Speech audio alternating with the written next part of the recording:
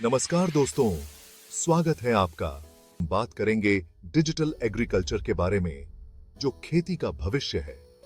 मतलब अब हल और बैल से छुट्टी, अब टेक्नोलॉजी का जमाना है भाई।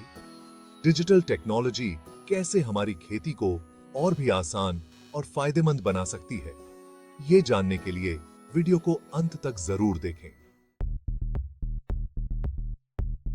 तो सबसे पहले जानते हैं कि डिजिटल एग्रीकल्चर आखिर है क्या।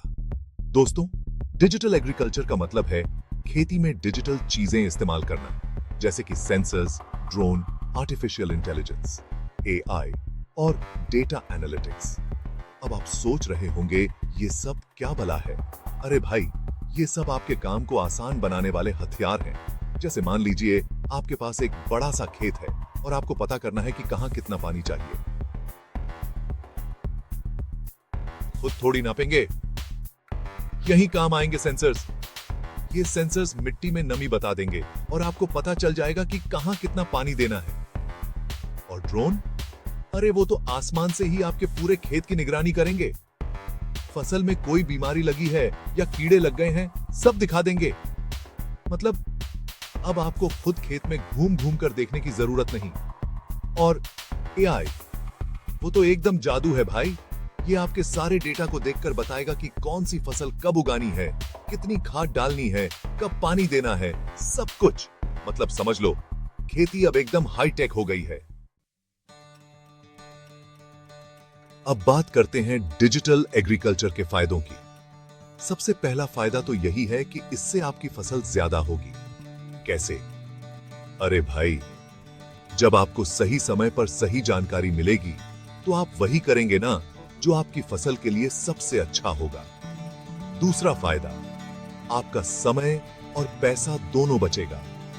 अब आपको बेवजह खाद पानी नहीं डालना पड़ेगा, न ही मजदूरों पर ज्यादा खर्चा करना पड़ेगा।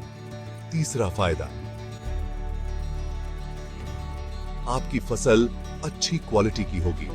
जब आपकी फसल स्वस्थ होगी तो जाहिर सी बात है उसका फल भी अच्छा होगा। चौथा फायदा, आपको बाजार के उतार चढ़ाव से फर्क नहीं पड़ेगा। डिजिटल चीजों की मदद से आप पहले से ही अंदाजा लगा सकते हैं कि कौन सी फसल की मांग कब बढ़ेगी और अपनी फसल उसी हिसाब से उगा सकते हैं। और पांचवा फायदा, आप पर्यावरण को भी बचा पाएंगे। कम पानी, कम खाद और कम कीटनाशकों का इस्तेमाल करके आप खेती को और भी सुरक्षित बना सकते हैं। जहां एक तरफ डिजिटल एग्रीकल्चर के इतने सारे फायदे हैं, वहीं दूसरी तरफ इसके सामने कुछ चुनौतियां भी हैं। सबसे बड़ी चुनौती है लोगों को इसके बारे में पता ही नहीं है। बहुत सारे किसान भाइयों को तो अभी तक ये पता ही नहीं है कि डिजिटल एग्रीकल्चर क्या होता है और ये कैसे काम करता है।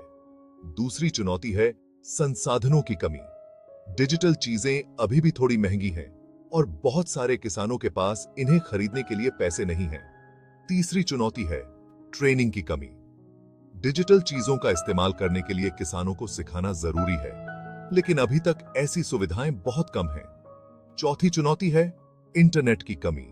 बहुत सारे गांवों में अभी तक अच्छा इंटरनेट नहीं है, जिसकी वजह से डिजिटल चीजों का इस्तेमाल करना मुश्किल हो जाता है। लेकिन दोस्तों, घबराने की जरूरत नहीं है। हर समस्या का हल होता है और इन चुनौतियों का हल भी निकलेगा। इन चुनौतियों के बावजूद डिजिटल एग्रीकल्चर का भविष्य बहुत अच्छा है। सरकार और दूसरी संस्थाएं किसानों को डिजिटल चीजों के इस्तेमाल के लिए तैयार कर रही हैं और इन चीजों की कीमत भी धीरे धीरे कम हो रही है। सरकार ने बहुत सारी योजनाएं शुरू की हैं, जिनके तहत किसानों को सस्ते दामों पर स्मार्टफोन, टैबलेट और इंटरनेट कनेक्शन दिए जा रहे हैं। साथ ही बहुत सारे नए बिजनेस भी शुरू हो रहे हैं जो किसानों को डिजिटल चीजें इस्तेमाल करने में मदद कर रहे हैं। मतलब अब खेती करना और भी आसान होने वाला है। तो दोस्तों, देर किस बात की? आज ही डिजिटल एग्रीकल्चर अपनाएं और खेती को बनाएं और भी ज्यादा फायदेमंद। तो दोस्तों, ये था हमारा आज का वीडियो डिजिटल एग्रीकल्चर के बारे में। उम्मीद है आपको ये जानकारी पसंद आई होगी। अगर आपको ये वीडियो अच्छा लगा तो इसे लाइक करें, अपने दोस्तों के साथ शेयर करें और हमारे चैनल को सब्सक्राइब करना न भूलें। धन्यवाद। हम फिर मिलेंगे एक और नए और दिलचस्प विषय के साथ। तब तक के लिए खुश रहिए, स्वस्थ रहिए और खेती को डिजिटल बनाइए।